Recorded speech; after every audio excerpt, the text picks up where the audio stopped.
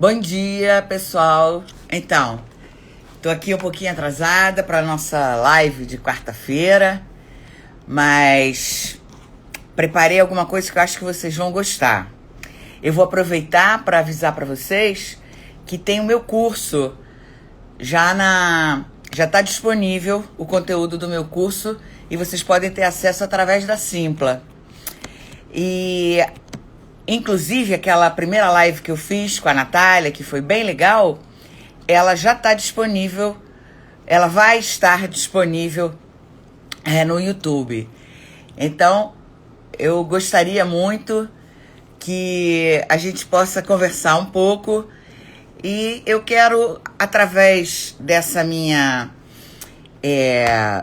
escolha de hoje, poder falar um pouco para vocês do aspecto histórico que eu acho tão importante para a gente entender melhor a obesidade. Bom, na semana passada eu fiz uma live com a Natália, né? Na semana que vem eu combinei com a professora Rosa Matos que vai fazer uma live comigo. A gente vai conversar na quarta-feira que vem às 10 horas. E na outra semana, no dia 11, a nossa live vai ser com a Luciana Lima. Enfim, eu hoje escolhi esse tema, o corpo feminino e o preço da inclusão na cultura contemporânea, porque eu acredito muito que vai ajudar a gente a poder entender melhor as colocações que os nossos clientes fazem e sempre o meu objetivo. Vocês sabem que eu tenho vícios da minha primeira profissão como historiadora e sempre me ajuda muito a entender melhor as questões atuais, não é? Então, eu acho que vai ser muito legal a gente poder conversar um pouco.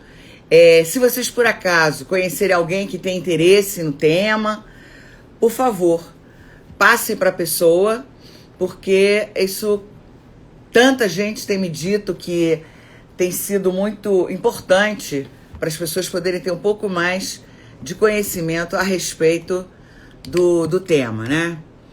Então, eu vou falar um pouquinho para vocês sobre esse tema que eu escolhi hoje, né? Que é o corpo feminino e o preço da inclusão na cultura.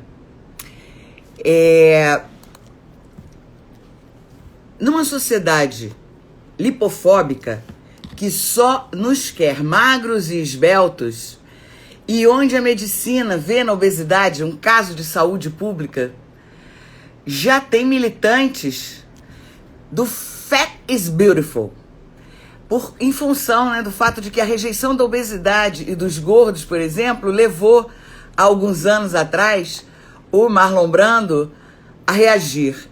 Entre mercadores da magreza, diz ele, ser gordo é revolucionário. Antigamente era diferente. A definição social da boa corpulência era bem outra.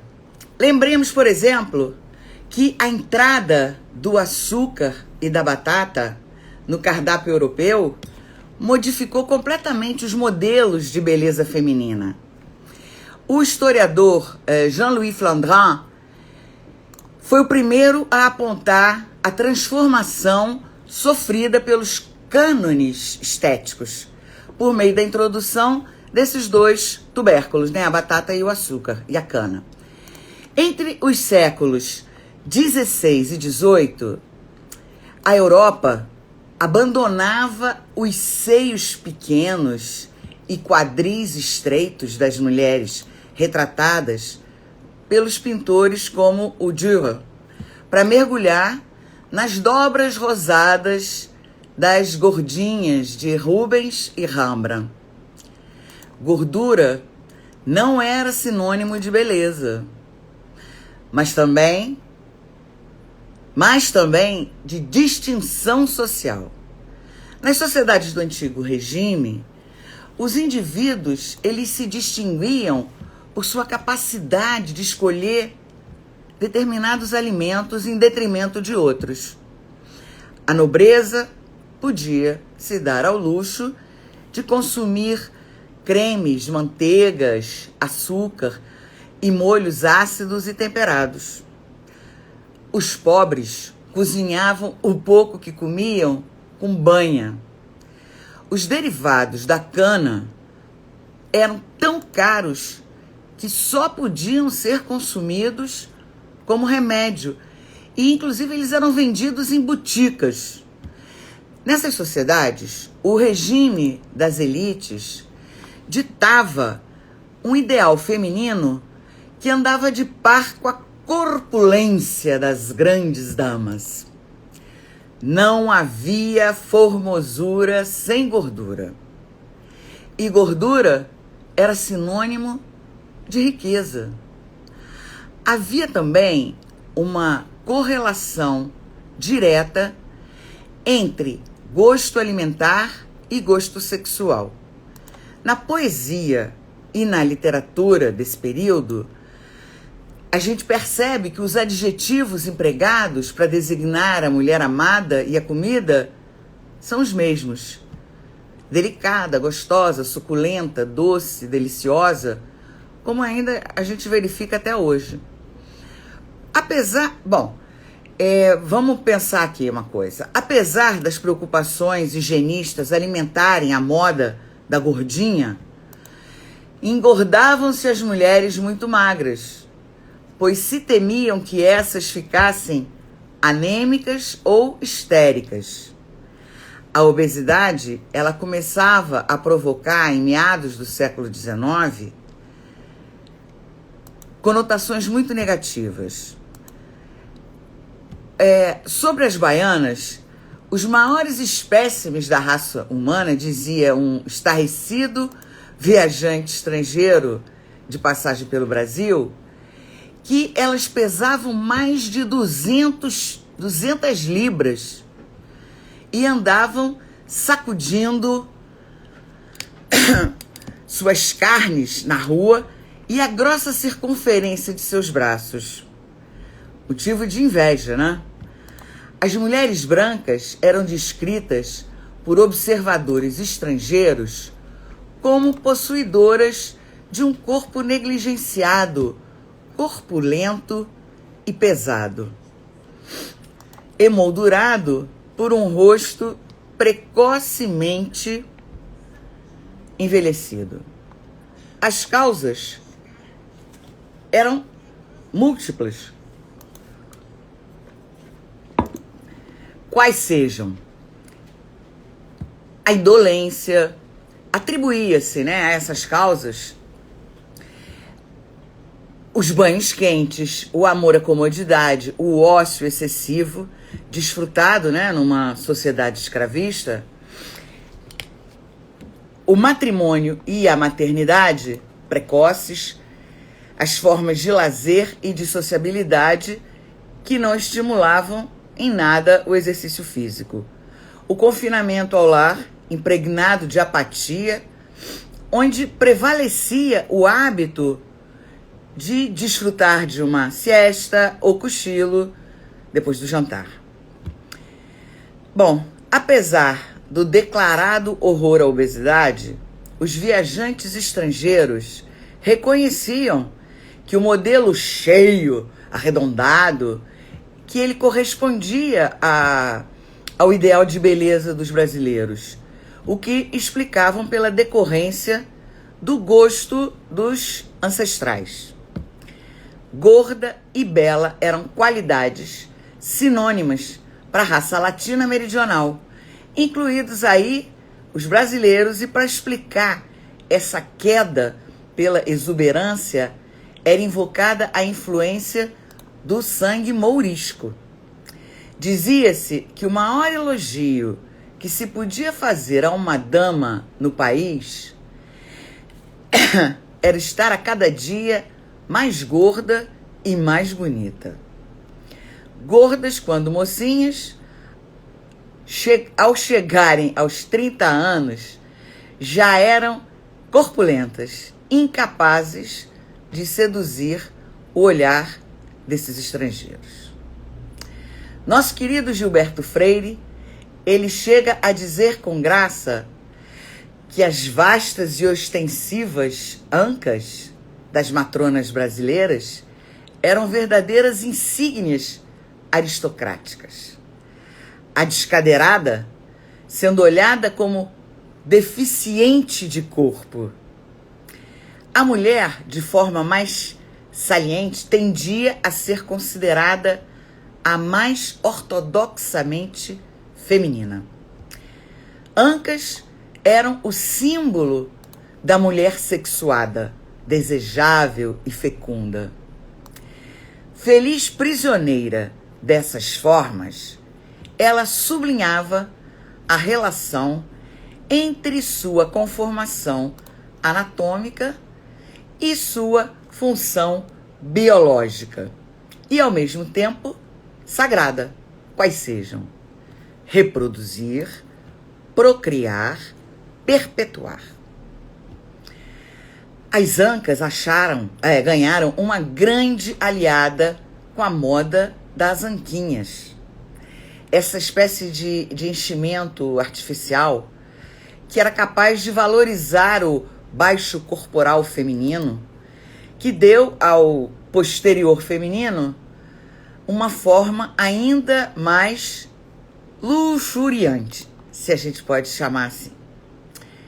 Se fosse preciso, usavam, inclusive, suplementos de variados tipos, feitos de barbatanas, lâminas de ferro, até puffs de jornal, para preencher e valorizar as formas daquelas que não as tinham.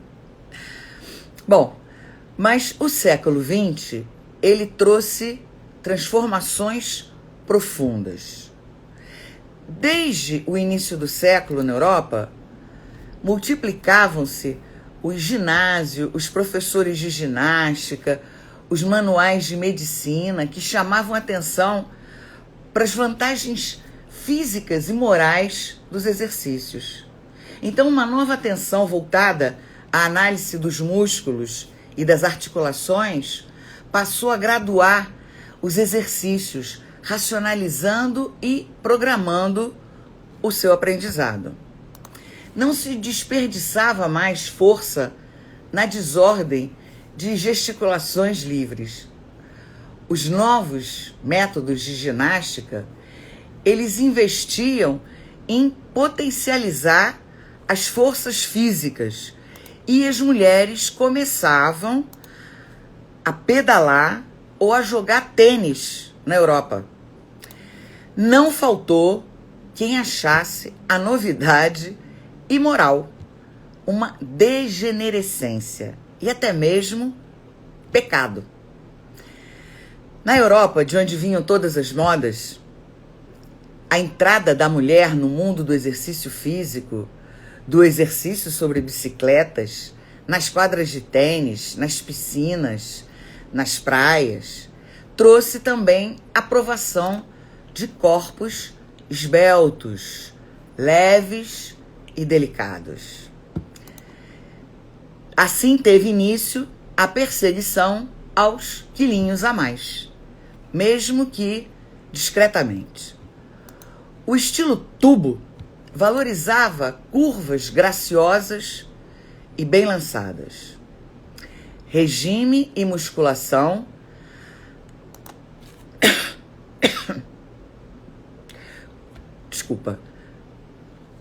os regimes e a musculação, eles começavam a modelar as compleições esguias que passaram a caracterizar a mulher moderna, desembaraçada do espartilho e, ao mesmo tempo, da sua gordura decorativa. As pesadas matronas de Renoir são substituídas pelas sílfides de Degas. E a norma estética muda, emagrece, endurece, masculiniza o corpo feminino, deixando a forma de ampulheta para trás. Bom, realizada no início dos anos 2000, uma pesquisa do Datafolha, com o título de Beleza a Qualquer Custo, revelava que 50% das mulheres não estavam satisfeitas com seu peso e 55% gostariam de fazer uma cirurgia plástica. Dados esses que não devem ter se modificado muito hoje, ou talvez até aumentado. É do início dos anos 2000, essas estatísticas. E o dado contrastante em relação a essas estatísticas é que 61% das mulheres não praticava exercícios físicos, preferindo cuidar da beleza na base da compra de cosméticos. O que não é muito diferente do que a gente ainda encontra hoje, né?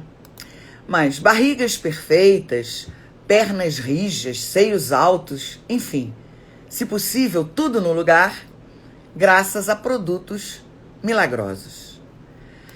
Como a gente viu recentemente com as propostas milagrosas desses chás que levaram várias mulheres a óbito pela ingesta desses produtos que são esperados, capazes de operarem um milagre no corpo das mulheres. E segundo a Datafolha, 50% das mulheres não estão satisfeitas com seu peso e, pasmem, 20% gostariam de perder mais de 5 a 10 quilos. Emagrecer, sim. Fazer ginástica, como propunham os higienistas dos anos 20, não. A preocupação com a beleza suplanta a saúde. Microcâmeras que entram no corpo, cânulas que sugam gentilmente camadas de gordura entre peles e músculos, transferência de gordura de uma região para outra, substâncias sintéticas que funcionam como massa de modelar, tudo isso permite à mulher fazer-se mais magra e logo mais bela. Hoje, a gordura cresce mais rapidamente entre as classes desfavorecidas, que não podem se dar ao luxo de grandes escolhas de regimes e academias. Mas nada disso é novo. Melhorar as capacidades do corpo, exercícios e cuidados com a pele existem na literatura médica desde Hipócrates e migraram daí para os tratados de educação e saúde da Idade Média e do Renascimento. Bem, não faltavam também manuais ensinando as pessoas a, entre aspas, se governar para conservar a beleza e a saúde. Não eram apenas regimes alimentares, mas regimes de vida, onde se buscava o equilíbrio entre exercício e repouso, ar e meio ambiente, alimento e bebida. Já se procurava o famoso equilíbrio que parece nos faltar ainda hoje. Num primeiro momento, a gente pode dizer que a obesidade já teve o seu lugar na história da estética e da mesma forma como a feiura, a gente sabe que são questões culturais. Entretanto, desde os primórdios dos tempos modernos, quando identificamos o início do culto à magreza, vemos que ficou reservada à obesidade o lugar da exclusão. Sobretudo as mulheres, que na atualidade são excluídas do mundo fashion, daquele que é aceito pela mídia e que determina o seu espaço social. O mundo globalizado, que diminui distâncias e espaços, também ficou menor para os obesos. Em sua ambiguidade, a globalização disseminou os hambúrgueres e as fritas, que são os representantes máximos desse aumento de peso. Nos tempos de fast food, a obesidade ganha, então, uma nova dimensão, passando a ser considerada um problema de saúde pública, saindo da polaridade feio-bonito ou aceito-excluído para entrar na questão morbidade versus saúde. Não há mais espaço para tantos excessos ou tanta gordura. Os obesos experimentam, além da exclusão social, uma baixa autoestima que potencializa ainda mais os núcleos relativos à compulsividade, à ansiedade, às insatisfações sexuais e ao medo de se expor, tão presentes nesse processo de engorda. No entanto, esses sintomas pouco representam se comparados com a morbidade encontrada quando a obesidade já está instalada.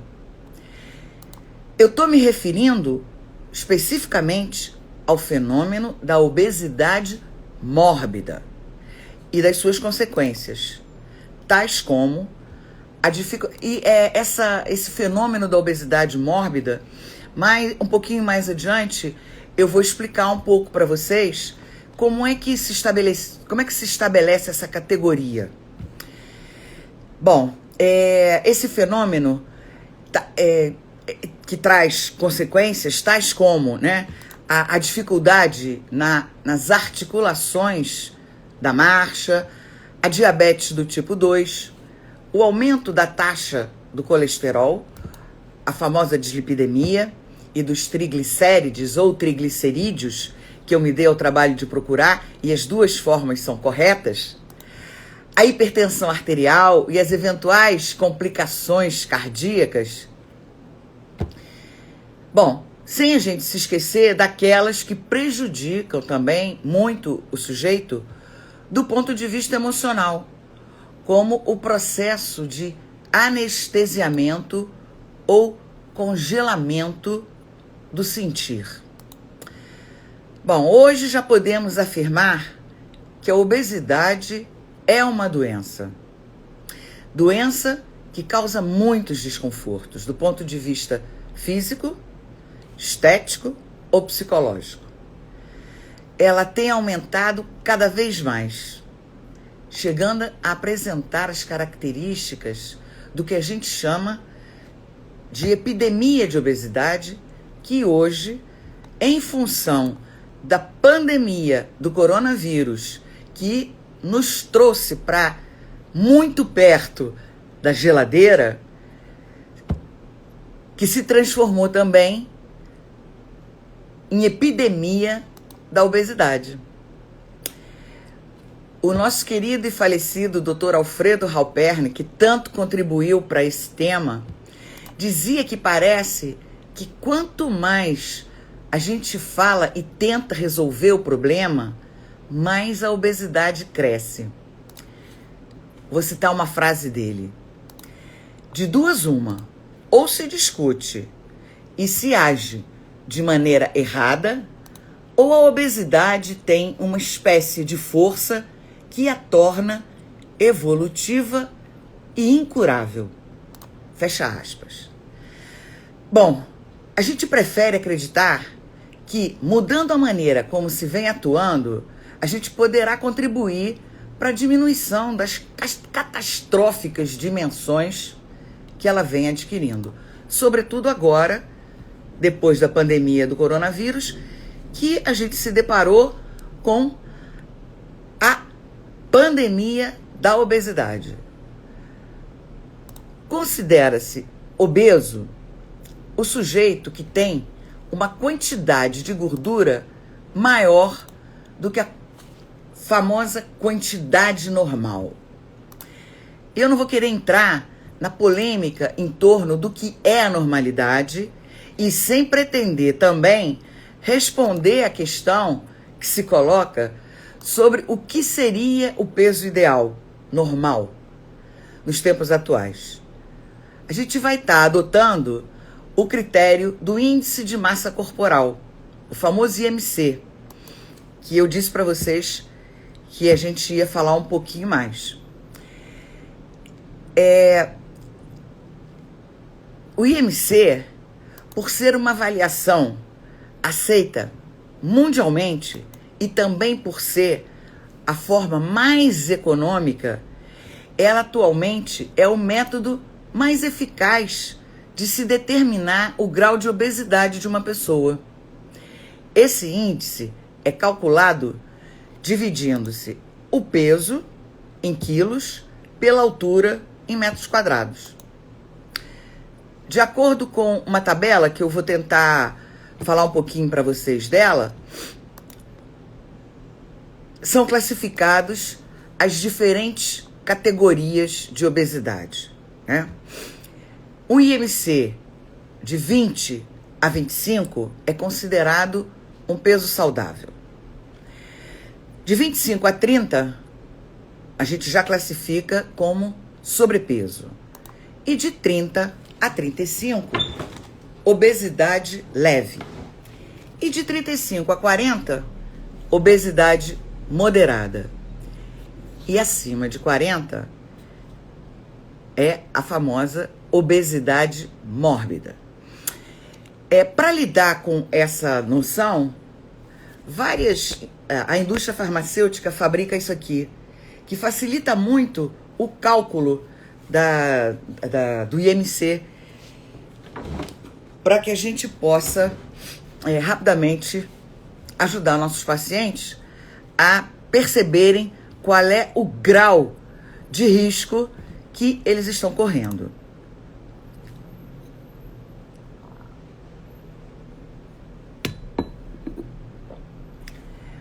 Então, na proporção do aumento da gravidade dos sintomas da obesidade, surgiu uma nova terapêutica, a cirurgia bariátrica ou cirurgia de redução de estômago.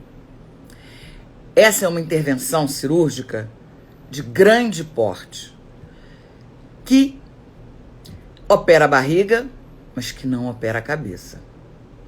Então, se faz necessário um suporte psicoterapêutico que permita acompanhar as transformações estruturais pelas quais passa esse, entre aspas, novo corpo, para que agora, impedido de engordar e livre do chamado efeito sanfona, possa mover-se em direção ao prazer. Vem apresentando ótimos resultados clínicos o trabalho terapêutico em grupo, que inclui obesos que já foram operados e outros que se preparam para a cirurgia. Vale dizer que a eficácia do trabalho em grupo para os pacientes no pré e no pós-operatório não elimina a importância do atendimento individual, uma vez que questões pessoais importantes são levantadas em grupo e que o atendimento individual permite tratar essas questões de forma ainda mais aprofundada quando há essa demanda. Fazemos uma psicoterapia de grupo de base psicanalítica, tendo como tarefa terapêutica garantir que esse procedimento se traduza no resgate da saúde, na saúde integral, e não apenas em mais um retalhamento do corpo que somente banaliza cicatrizes em nome de uma estética opressora. Quais os objetivos dessa cirurgia? Isso é muito importante, a nossa reflexão, para a gente não banalizar a cirurgia e tampouco para a gente não perder de vista a importância que ela tem no sentido de ajudar os pacientes a resgatarem sua saúde. O objetivo do tratamento cirúrgico é não só eliminar ou minimizar as doenças associadas à obesidade. Eu digo minimizar porque, em alguns casos, consegue-se, por exemplo, ajudar um paciente diabético que faz uso da bomba de insulina, que ele passe somente a precisar de comprimidos para poder se manter equilibrado. Ele não curou a diabetes, que aliás a cirurgia bariátrica, ela cura a diabetes de muita gente, mas por isso que eu digo que às vezes elimina as comorbidades, mas às vezes ajuda a minimizar as doenças associadas à obesidade. E como também pode resolver os problemas psicológicos e sociais causados nas simples questões do cotidiano, como, por exemplo, sobretudo na higiene pessoal, nos problemas de locomoção, nas atividades sociais, sexuais e no trabalho. Essa semana, a mídia nos informou a respeito de uma moça que tem, me parece, eu não sei se 30 e poucos ou 40 e poucos, acho que tem 43 anos e está com 310 quilos. Ela não consegue se levantar, ela não pode andar e ela depende de terceiros até para sua higiene pessoal. Isso é muito triste e abala muito psicologicamente as pessoas que padecem dessas comorbidades, dessa doença. O objetivo do tratamento cirúrgico é melhorar a qualidade de vida do obeso, resolvendo os problemas de ordem física e psicossocial que o excesso de peso sempre acarreta. É muito importante frisar que a indicação dessa cirurgia se restringe para quem tem obesidade mórbida, ou seja, para quem apresenta um IMC acima de 40, e não para aquelas pessoas que, em função de algum excesso de peso, que querem perder aqueles famosos 10 quilos, somente por força da pressão que a exclusão social exerce, sentem-se tentados a fazer essa drástica opção. A lipofobia explica esse movimento em direção às soluções mágicas, fazendo com que as pessoas queiram pagar com essa cirurgia o preço de serem reincluídos no social. Sintomático o processo de discriminação que sofrem os gordos e obesos é o fato de cada vez mais eles serem preteridos no mercado de trabalho, como atesta a minha cliente que diz: não vejo a hora de operar para conseguir um emprego. Que coisa triste, né? Porque as suas últimas tentativas no mercado de trabalho foram totalmente frustradas em função da sua obesidade. Em função das diversões, estão também excluídos os gordos e obesos. As poltronas dos teatros ou dos cinemas são tão exíguas que impedem a sua permanência nesses locais. Com a disseminação e a vulgarização dessa cirurgia, a gente assiste a um processo de banalização dos riscos que ela envolve, fazendo com que cada vez um maior número de pessoas busque essa alternativa como uma solução mágica. Eu costumo dizer que ela não é uma solução mágica, apesar dela ter a magia da possibilidade de efetivamente emagrecer. esse problema não pode e não deve ser tratado como com recursos ilusórios ou varinhas de condão, mas com muita seriedade, para que não se perca de vista a gravidade desse procedimento jurídico. A cirurgia da obesidade mórbida é um procedimento complexo que pode envolver complicações ou intercorrências, como toda cirurgia de grande porte. Não se iludam. Mas, felizmente, a incidência de complicações tem se mostrado pequena, só 0,5%, fazendo com que a cirurgia, quando bem indicada e o paciente bem preparado, se torne um excelente método no tratamento dessa doença tão grave que é a obesidade mórbida, exatamente como a definição nosográfica nos mostra. Obesidade mórbida. Na sua classificação, já temos a gravidade da doença. Ela é mórbida.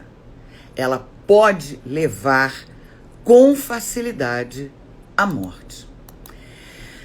Bom, a gente verifica um verdadeiro processo que eu chamo de, entre aspas, de renascimento, vivido por alguns dos nossos pacientes, que se evidencia, por exemplo, quando a data da cirurgia torna-se motivo de comemoração de um possível segundo aniversário. Com certeza, não faltam motivos que justifiquem essa vivência, uma vez que essa cirurgia remete a pessoa a fases muito primitivas da vida.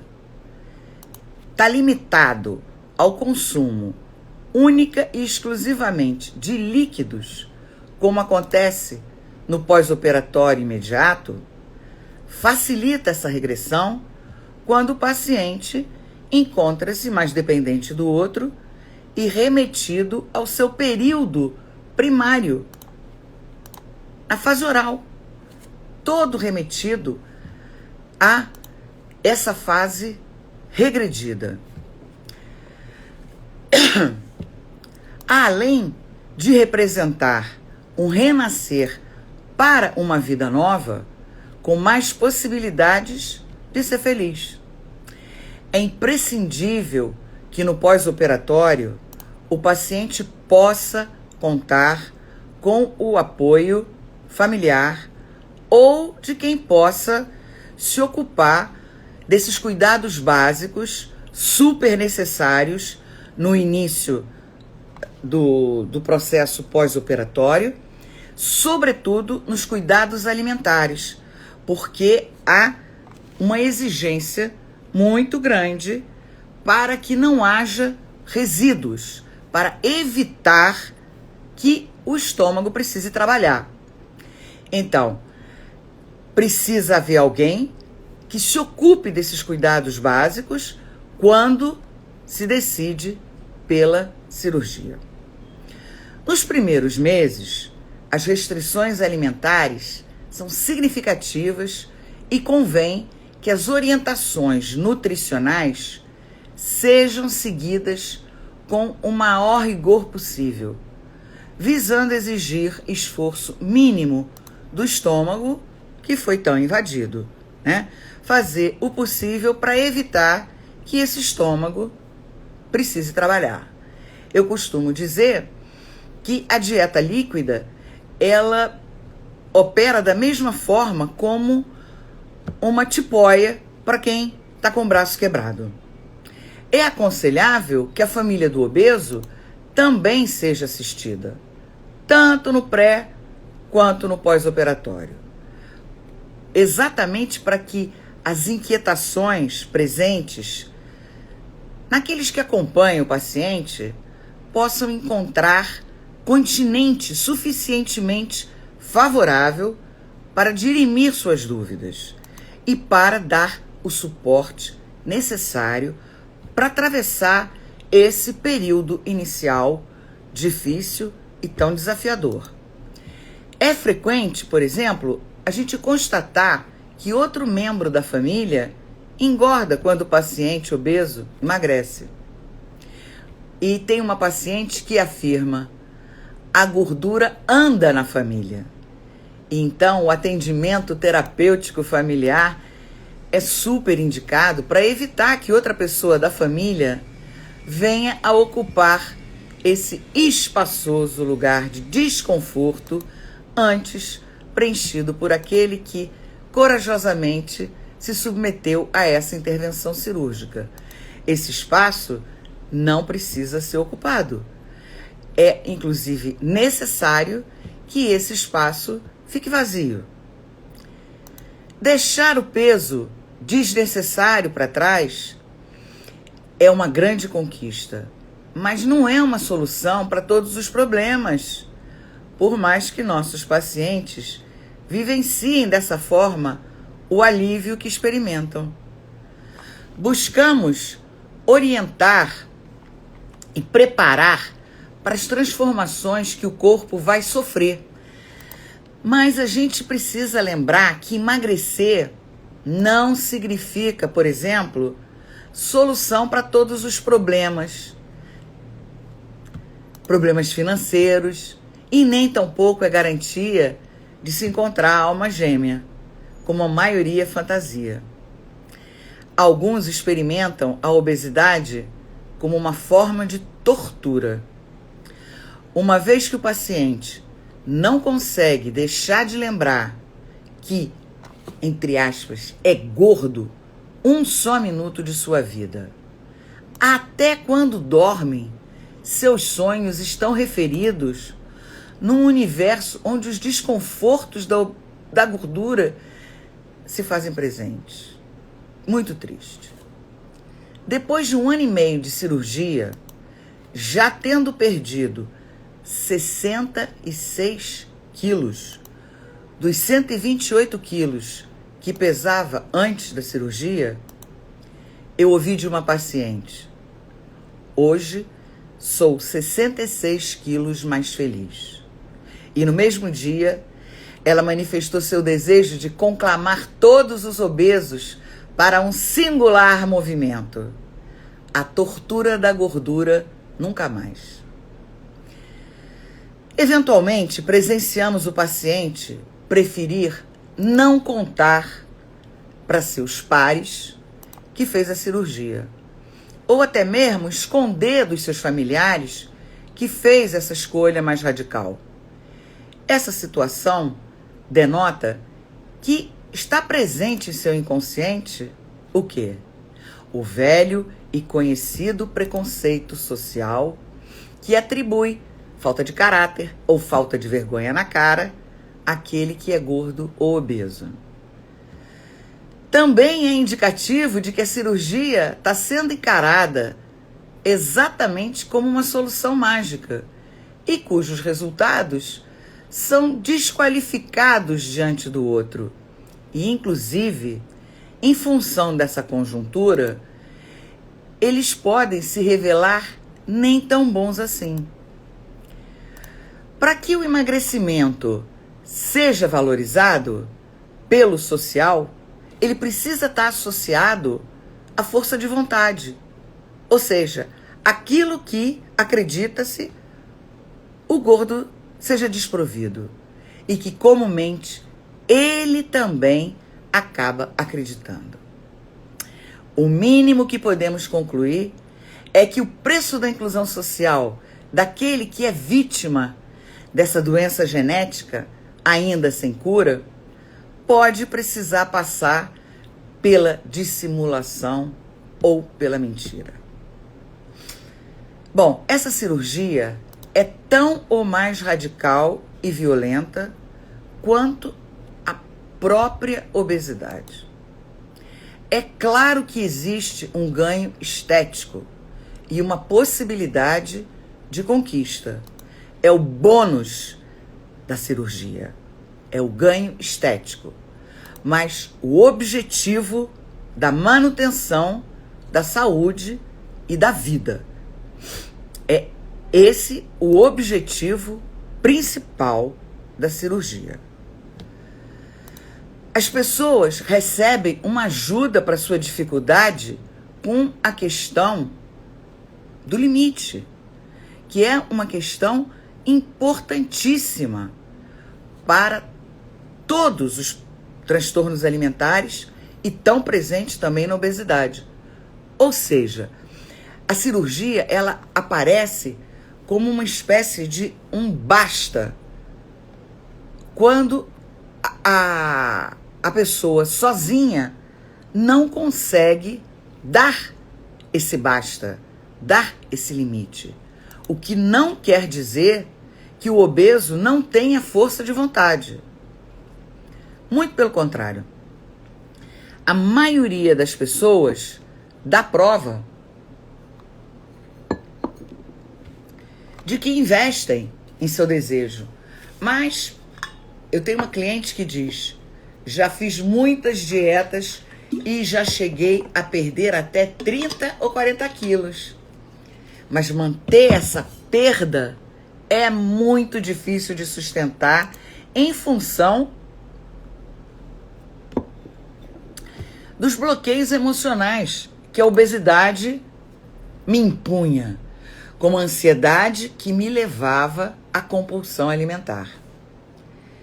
Então, faz-se necessário que o trabalho terapêutico seja acompanhado do importante enfoque na compulsividade alimentar, quando o sujeito descobre que não deve fechar a boca para emagrecer, mas precisa aprender a deixá-la aberta. Enfim, esse processo que eu chamo de renascimento no emagrecimento, ele pode ter como desdobramento um processo que eu sugiro nomear de recasamento. Os cônjuges podem encontrar o apoio necessário no outro para atravessar esse período de transformação. O marido de uma cliente nos diz que ele tem muito medo que sua mulher perca o brilho que ele conhece em seu olhar quando ela está prestes a saborear uma apetitosa sobremesa. Então a gente tem a oportunidade de trabalhar com esse casal a possibilidade de transferir, ou psicanaliticamente falando, de deslocar para outros aspectos de sua vida o prazer que ela encontrava quase que exclusivamente na alimentação. Desviar o olhar da sobremesa e trazê-lo para si próprio pode representar uma conquista ou uma grande satisfação. E, com certeza, é tarefa terapêutica ajudar o paciente a descobrir o prazer que ele pode desfrutar no contato com outros sentidos, como, por exemplo, o olfato, que é responsável por 90% do prazer experimentado com a alimentação. Sugiro, por exemplo, que o paciente aprecie o perfume que um determinado alimento exala ao ser preparado ou servido. E eu gosto mesmo de falar de perfume, não só de odor, mas de perfume, para que o paciente sinta a proximidade e a importância de poder identificar melhor o olfato como algo que pode lhe trazer muito prazer. Também eu gosto de assinalar a importância de se observar mais aquilo que se vai ingerir, permitindo que o alimento passe pelo sentido da visão, que passe pelo olhar antes de chegar ao paladar.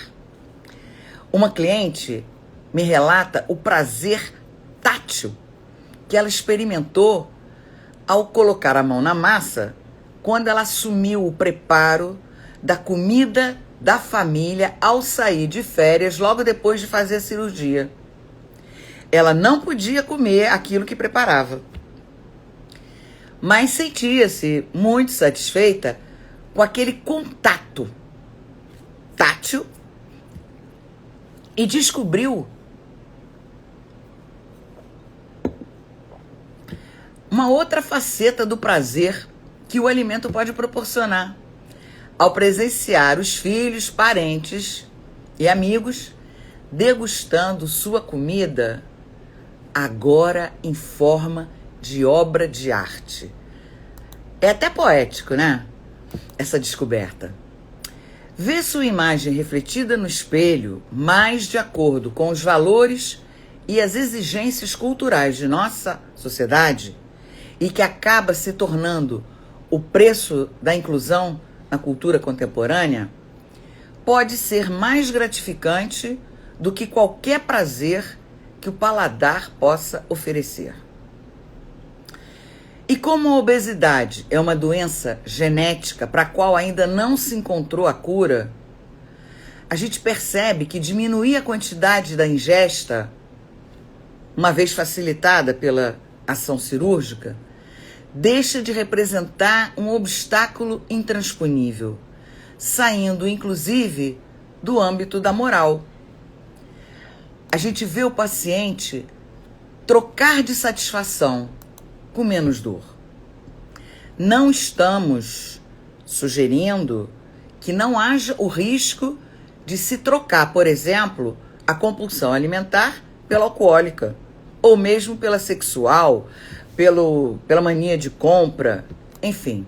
Mas a gente sabe, pela prática clínica, que uma vez solucionado a causa do processo de engordamento, o paciente encontra condições de se reequilibrar num novo patamar emocional. Não é verdade que exista uma personalidade própria dos obesos. Existem, sim, decorrências emocionais do fato de o indivíduo ser obeso, como sentir-se humilhado, desmoralizado, envergonhado ou deslocado do mundo. Então, o obeso, ele desenvolve determinados traços de caráter que são consequências e não causa da obesidade, como falta de confiança, desejo de agradar a todos, ser sempre o mais bonzinho, ser sempre o engraçado, ter vergonha do próprio corpo e, não menos, problemas sexuais.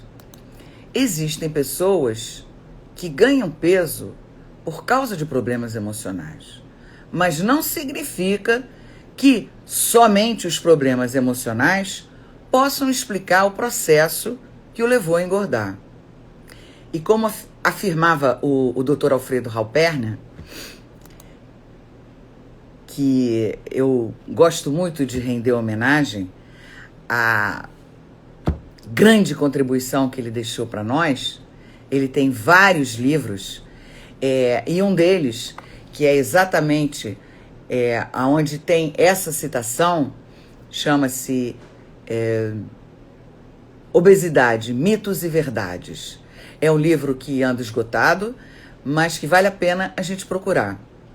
E como resposta a um outro médico que há tempos atrás escreveu um livro chamado Só é Gordo Quem Quer, Dr. Alfredo Halperner afirmava que não é gordo quem quer, mas é obeso quem tem predisposição a sê-lo. Bom, esse recasamento, processo que eu me referi agora há pouco, ele está presente, por exemplo, quando eu acompanho a mudança na postura da cliente que passa a aceitar as sugestões do marido para que ela tente fazer as refeições em casa antes de saírem para algum evento social que inclua grandes comilanças. Em função da sua condição de diabética e hipertensa, o seu marido, antes da cirurgia, ele buscava, com essas sugestões, evitar que ela cometesse excessos. Mas ela as desconsiderava porque sabia que, se seguisse as orientações do cônjuge de comer antes em casa, ela acabaria comendo em dobro. Com a ajuda que eu chamo de ajuda mecânica, que a intervenção cirúrgica representa, os conselhos do marido passam a ser acolhidas pela nossa cliente e um novo pacto se estabelece, onde a voz do parceiro magro passa a soar como um convite para desfrutar do processo de renascimento, recasamento desse casal. A ajuda familiar no processo de busca da nova identidade de magro é importante, porque a gente precisa lembrar que é o outro que nos legitima como sujeitos do desejo. Essa transformação corporal, ela pode promover uma crise de identidade depois da cirurgia e durante o processo de emagrecimento. É comum que os pacientes relatem uma grande mudança na forma como eles passam a se relacionar com o espelho, descobrindo prazer na observação dessa nova imagem refletida. Para ilustrar a importância da ajuda terapêutica nesse resgate da identidade, eu vou usar o testemunho de uma outra paciente que me confidenciou. Aspas, tá? Eu vou ler. Dessa forma, espero vir a assumir cada vez mais minha real identidade, contando com a escuta terapêutica adequada que está me ajudando a descobrir o significado, a tarefa e o caminho da minha vida.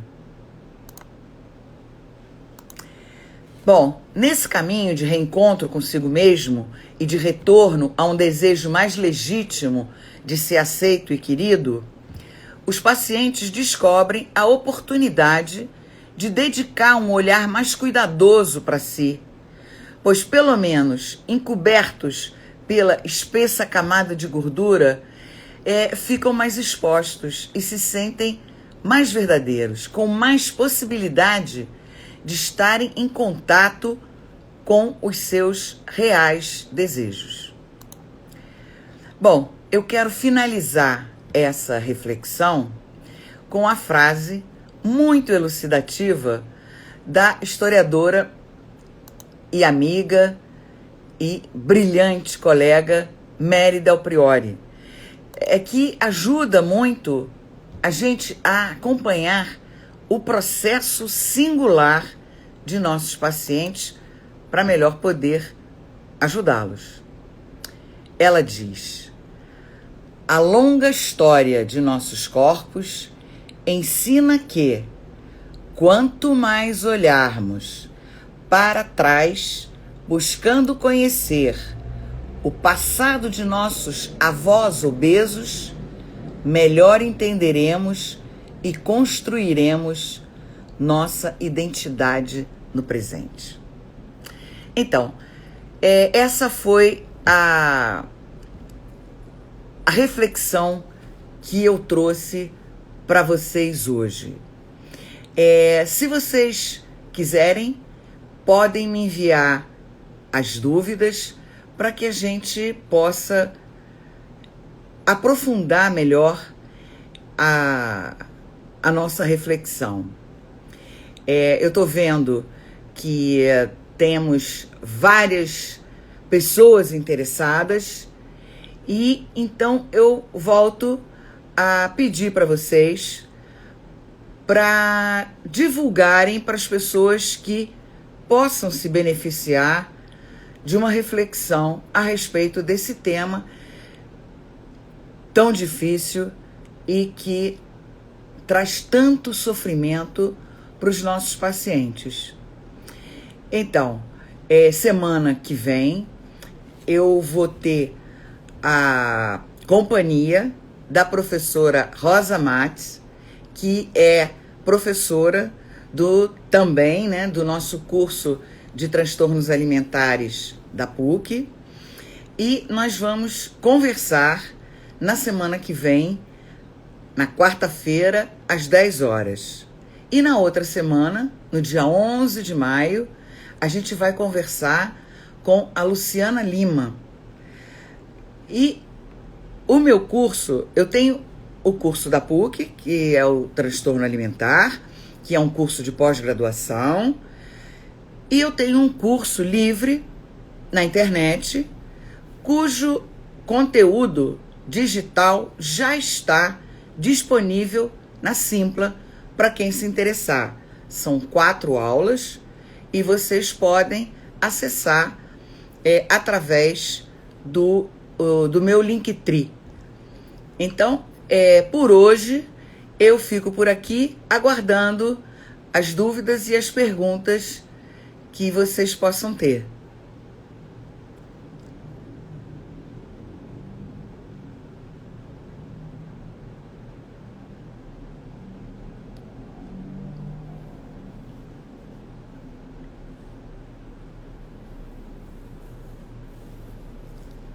Muita gente entrou, muita gente permaneceu, algumas outras pessoas saíram, mas eu acredito que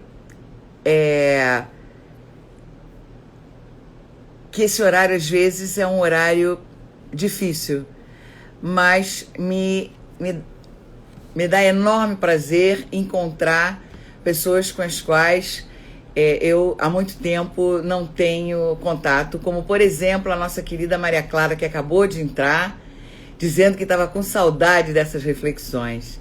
E eu gosto muito de poder dividir com vocês essa interação que me ajuda muito a buscar melhorar o atendimento dos nossos pacientes. Então, na semana que vem eu vou estar aqui no mesmo horário e eu estou querendo trazer para vocês um caso clínico muito importante de obesidade mórbida e de fracasso que também acontece na obesidade mórbida. E infelizmente eu tive um caso de um grande fracasso. E eu acho que a gente precisa conversar também sobre o negativo, exatamente, para a gente poder ampliar a nossa visão, tá? Então, hoje eu vou ficar por aqui. E Maria Clara está me dizendo que nenhuma dúvida, sempre bom refrescar esse conteúdo excelente. Um beijo grande, Maria Clara, e a gente agora vai ficar por aqui.